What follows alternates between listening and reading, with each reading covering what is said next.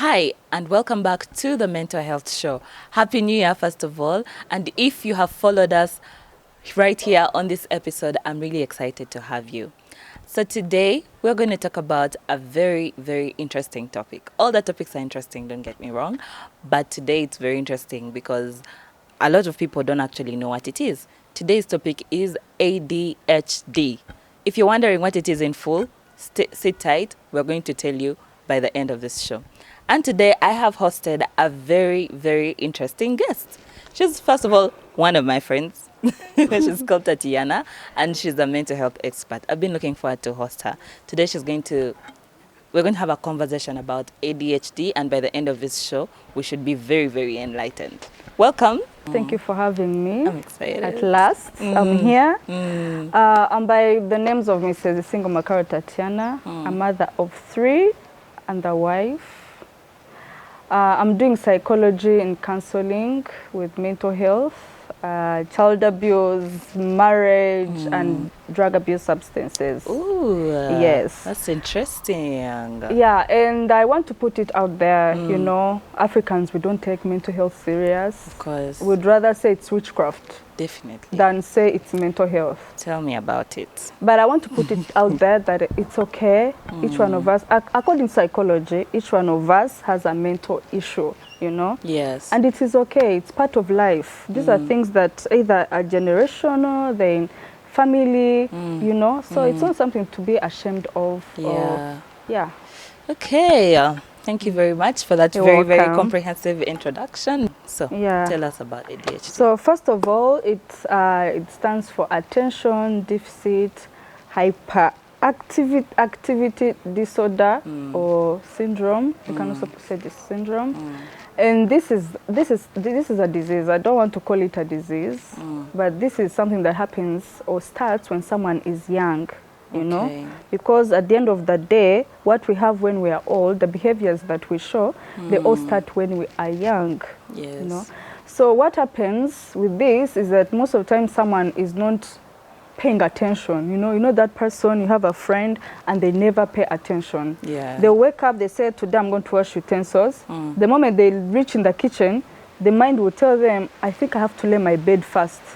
Off you go to lay your bed. You know? So you're not paying attention at all. Yeah. Your head keeps on telling you have these 1,000 things to do. And at the end of the day, you end up not doing anything at all. So yeah, this is what we are talking about today. Wow. That's interesting. Very interesting, especially. I feel like I'm being diagnosed at the moment. No, don't worry. Most of us have that. Oh, okay. We just don't want to accept that. Okay. So can you tell us some of the causes of ADHD? Okay. So sometimes it's in family, in the family. Sometimes, let me say, you give birth and a child is, you give birth to a child that is not normally developed, neuro. Yeah. So it also causes that. And other thing is toxin gases, especially from paints.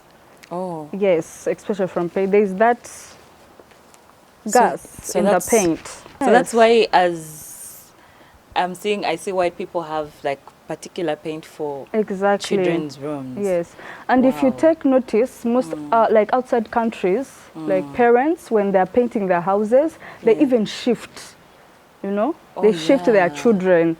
And that's one of the reasons. But Africans, we don't understand. We even paint with the children in the house. Yet there's something that you're causing to your neural system, to your child. Oh, that's so scary though. Yeah. So those are like the main 4 reasons that we get, you know. So maybe then your grandfather had ADHD. Keeps on developing in the family. You're just there, you don't know. Oh my gosh. But you see, I think right now, if I get diagnosed and I find myself with ADHD, I will have saved your other generation. My future generation. Your future generation. Oh, that's interesting. So how is ADHD diagnosed? Okay, most of the times it's diagnosed at the hospital when you take your child. You cannot just look at a person and say, I think you have ADHD, you know. It's better you take, if it's your child, if it's an adult, you need to go to the hospital, to the psychic. Counselors cannot diagnose you, so you need to go to the hospital. Oh. You know? A counselor can't diagnose? No, that's not our job. Oh, to okay. diagnose, you know. Yeah. Yes, so you need to go to the hospital to Yeah. understand what you're really suffering from. Probably a counselor can guide you to what to do, but not diagnose you. Another thing I want to add is just that Africans, we don't want to understand mental health, but this is a disease that has always been there. Yeah. Because if you go back to our cultures and our families, they all, okay, personally in my family, there's always this thing, but that child does not settle. There's this tree. There's this tree. You go get the leaves and cook and give her. Yeah, No? herbs and all. You see? Yes. Yeah, herbs and all. That this is something that has always been there. We shouldn't be ashamed, and you know. That's very, very enlightening. So can you please tell us some of the symptoms of ADHD? Some of the symptoms we need to like look out for in our children, in ourselves, before we make the decision to go to the hospital and get diagnosed. Yes, the most important one is impulse. You know, making decisions without thinking. You wake up one morning, you're like, today I am packing and I'm leaving. Oh, okay. You know, you move, you walk by just 20 minutes, you're like, but let me go back. Probably, you know. So making decisions in just a bit, Yeah. you know, and you keep on changing them. It's not that even you make a decision and you're stuck with it. Yeah. No, you keep on changing. Another thing is stress. When you get overstressed, that anything small stresses you. Even if a cup falls down, before you're stressed. Oh. You know? Like that person who's always saying, I am stressed, I'm stressed. You know, there are those people in the environment that are always stressed. Yes, you know? true. Like, why are you even this stressed? Then there's disorganization, you know? Being disorganized. Yes, by the way, before, I want to say that sometimes we can have this, but when you're not sick, so don't listen to all this, you're like, yes. Yeah.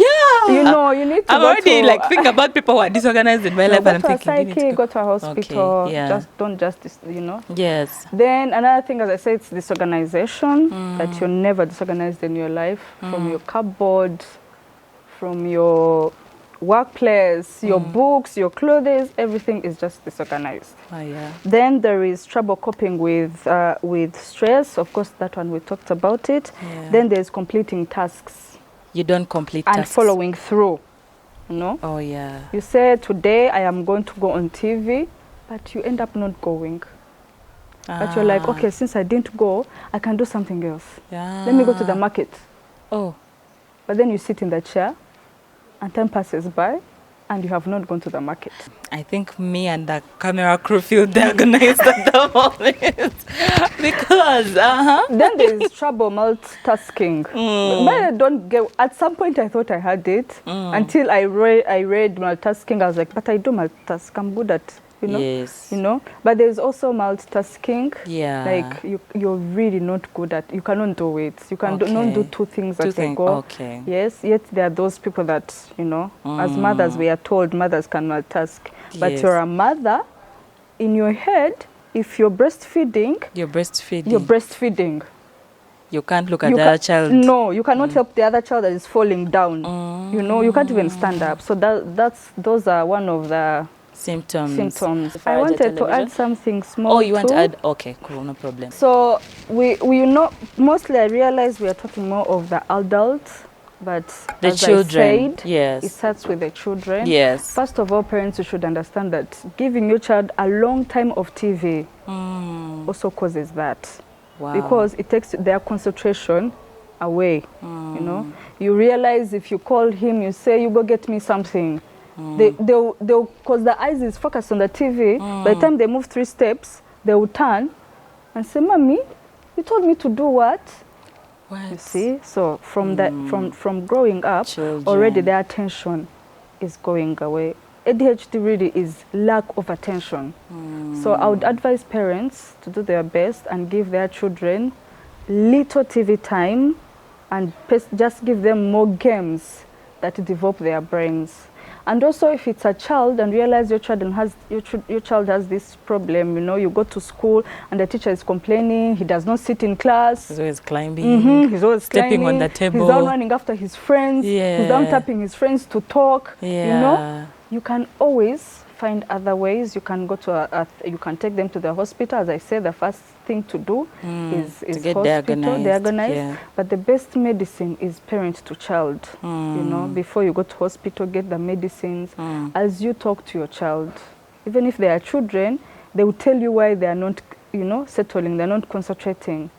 Ask your child, why is it in class you're like this? Why do you do this? And monitor your child at home. Wow. Yes. I think the viewers, you will agree with me that you feel as diagnosed as I do.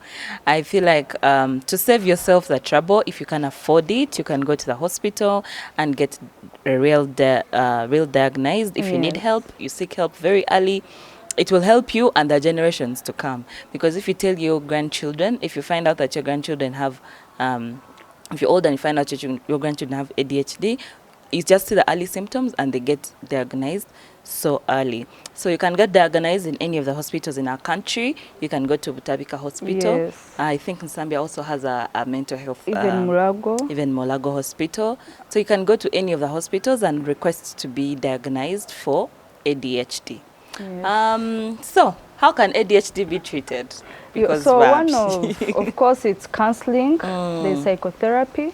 Yes. Psychotherapy is talking you through, you know, psychotherapy means talking, you know, talking to someone through your day, someone helping you, how do you do it. And I'm going to add one that they never talk about really, and that's religio-therapy. Religio-therapy, that's religion, you know. In case this person believes in God, also Bible helps, and church, you know. I think for me as a Christian, I'd feel very, very comfortable going for a religion. And I'm really happy that there is such kind of therapy where you make reference to the Bible or to the spiritual, you know, world of religion. Yes. Because for me, when people talk about mental health, the last thing you want to think about is a non-existent person, you know. Exactly. So I'm really, really glad that there's such kind of yes, therapy. Religio-therapy is there. You know, this one can get you through your counselor. Yes. You can find a counselor. If they're not comfortable with using that, they can always refer you to someone else who can do it. Do it. Who can do it? Yes. Okay. So is that like is there like cognitive behavior therapy? Is that, can you also do that for ADHD? It rises in physiotherapy. Oh, yes, because it is talking to you and everything. And noticing your behavior. Yes. Okay. Yeah. So those are the treatment Yeah, there are measures? 4 common treatments. Yes, for now, those are the so ones no that tablets, no nothing. No, most of the times, if it's too much, like your counselor or your therapist realizes like it's really, really too much, that's when you're given medicine.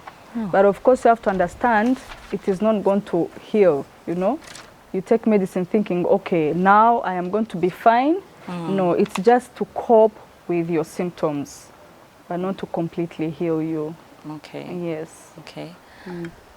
Wow, I feel so enlightened. So to prevent yourself from having to take tablets because of the way you behave, you should go very early. It's very cost effective, but then also we don't want to have tablets in our system.